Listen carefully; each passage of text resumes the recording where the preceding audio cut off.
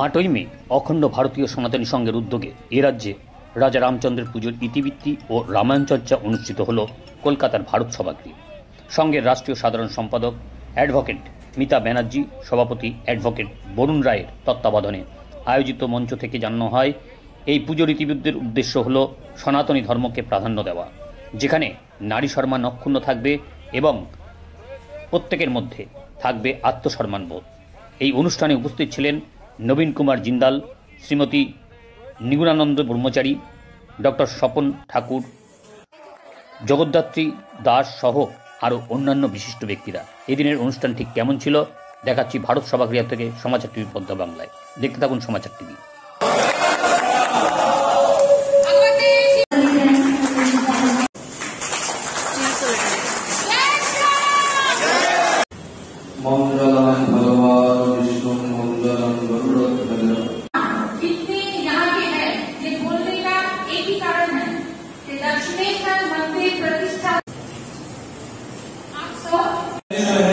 मैं यहाँ पे मौजूद हर एक व्यक्ति को जो है नमस्कार करूंगा और जय श्री राम कहूंगा, और साथ में जो नरेंद्र मोदी जी का संकल्प है, उस संकल्प के लिए जो यहाँ के पश्चिम बंगाल के करोड़ों करोड़ों जनता समर्थन में खड़ी है, मैं उनका हौसला बढ़ाने के लिए आया हूँ।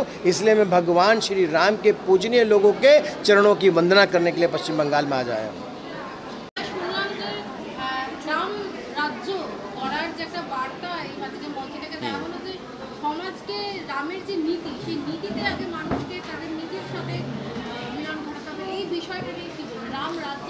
রাম রাজত্ব বোঝার জন্য সর্বপ্রথমে আপনাদেরকে জানতে হবে রাম কে ছিলেন।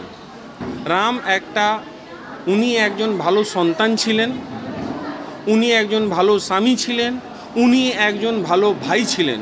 উনি ততটাই ভালো ভাই ছিলেন যে লক্ষণ ওনার ছোট ভাই যখন উনি 14 বছরের বনবাসে গেছিলেন তার সঙ্গে চলে গেছিলেন।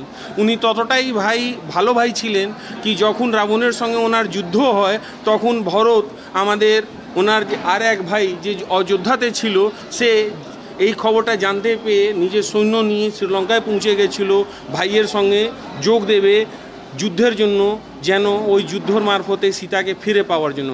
রাম উনি ছিলেন যিনি কিন্তু সমাজের মধ্যে যেখানে হনুমানকে দেখানো হয়েছে, যেখানে আমাদের ঋষকে দেখানো হয়েছে, সমাজের আলাদা আলাদা জাতি যারা ছিল বা বর্গের যারা লোক ছিল তাদেরকে সমস্ত লোককে এক জায়গা করে আমাদের সমাজের কল্যাণে উনি কাজ করেছিলেন।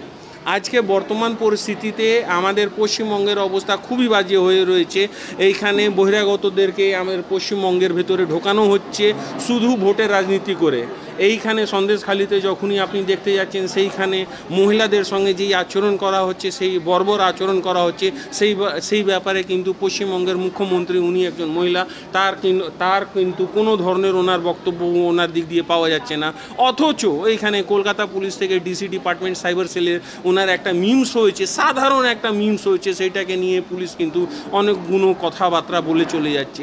এইখানে পশ্চিমবঙ্গের যত নাগরিক আছে তাদেরকে এইভাবে বানানো হচ্ছে কি তারা ধীরে ধীরে ধর্মনিরপেক্ষ।